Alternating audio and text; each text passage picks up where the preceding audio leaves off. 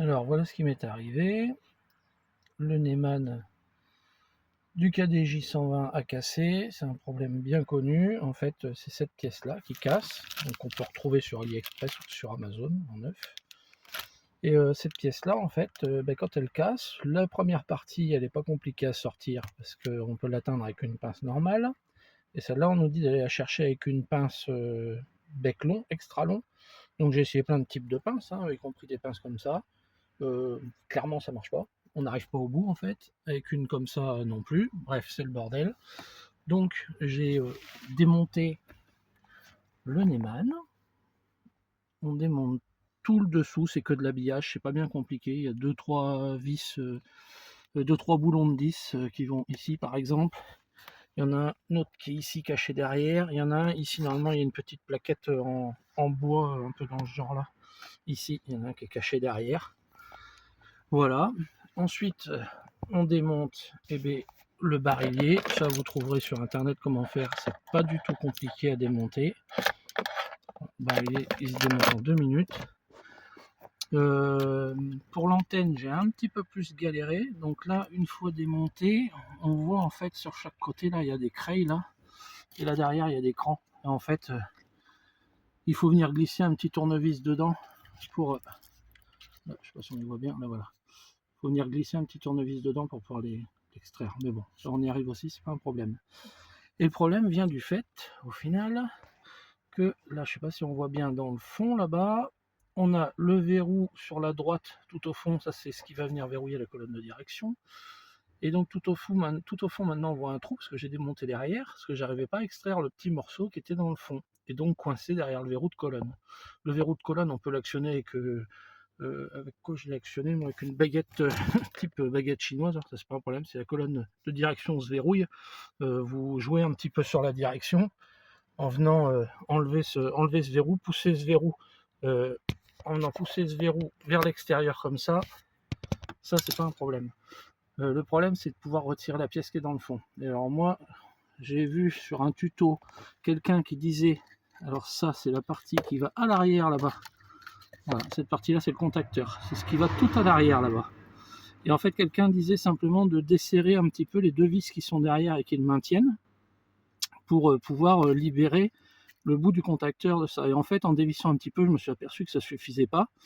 Et comme la pièce elle est très bien faite et qu'ici elle a un petit ergot, là on voit le petit ergot là qui la verrouille dans le fond, en fait j'arrivais pas à la retirer.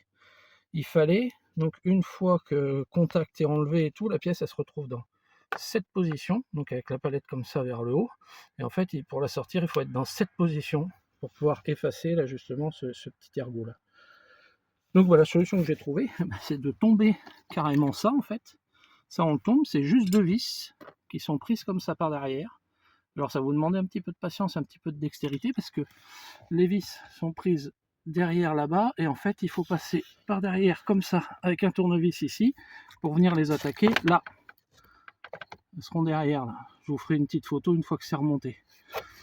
Voilà. Et en fait, une fois que ça s'est enlevé, et ben par ici, là, je sais pas si vous allez voir là-bas, on voit le trou. Là, on le voit plus parce que j'ai le doigt devant, tout au fond. Voilà. Et donc en fait, la pièce dépasse là-bas.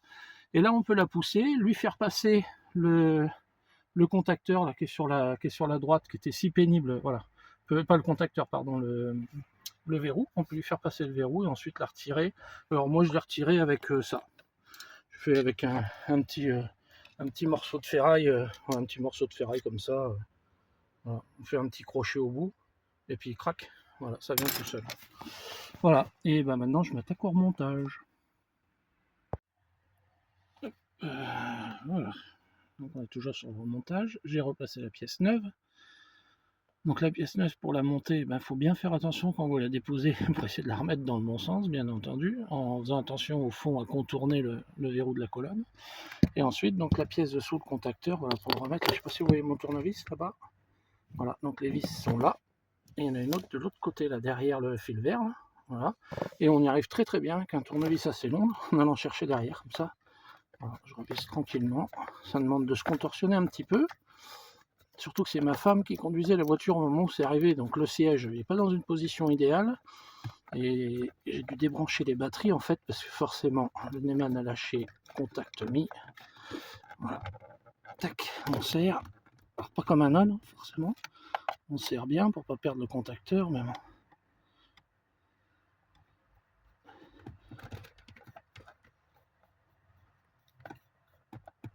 Voilà. Donc il me reste à remonter le barillier. Bien sûr, rebrancher toutes les prises, remettre toutes mes plaques et tout. J'ai sorti partout. Et voilà, c'est une affaire terminée. Je vous montrerai le résultat presque fini une fois remonté. Et voilà, tout est remonté. Donc du coup, j'ai remis mes prises derrière. Je suis venu remettre mon antenne ici. Avant ça, forcément, j'ai mis mon barillier. Alors le barillier, l'astuce, ce qu'il faut savoir, c'est qu'est-ce que j'ai fait de la clé? Elle est là. C'est que quand vous remontez votre barillier, il se remonte en position accessoire. Donc la clé, voilà, à midi. La clé droite comme ça. Ensuite, il faut, donc avant de mettre l'antenne, bien sûr, hein, il faut le renquiller dedans. Et l'astuce pour positionner le truc derrière, positionner la pièce en question. Ici, vous avez la petite partie en laiton, là, en métal doré, là, qui va sortir là, et son frein qui est ici. Donc ça, d'ailleurs, à ce sujet, il faut le démonter de l'ancienne pièce pour le remonter sur celui-là. Il n'y a rien de compliqué, en fait. On pousse sur le frein ici et on peut retirer la pièce là. Alors attention en enlevant le frein, je ne sais pas si vous allez pouvoir voir, mais là, sur le côté, il y a un tout petit trou rond, là, juste au bout de mon ongle.